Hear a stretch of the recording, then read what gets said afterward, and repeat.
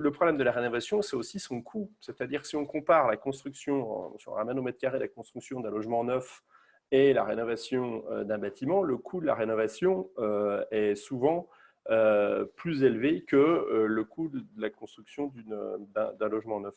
Donc là aussi, la rénovation, c'est une très bonne chose pour tout type de secteur. Je rejoins tout à fait Yannick quand on parle de secteur détendu. Moi, ça m'exaspère parce qu'en fait, il n'y a pas de secteur détendu.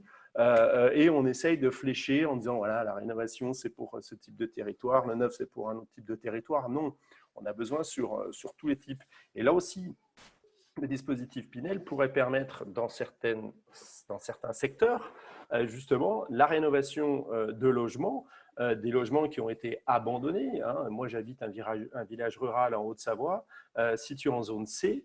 On est à 30 minutes de Genève, on est à 20 minutes d'Annecy.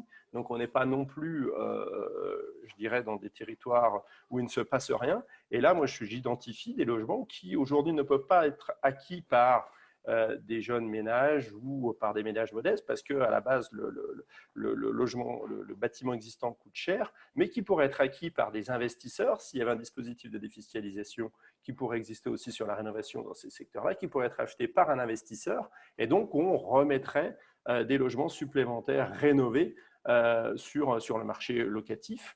Mais en tout cas, on aurait une offre qui serait beaucoup plus importante.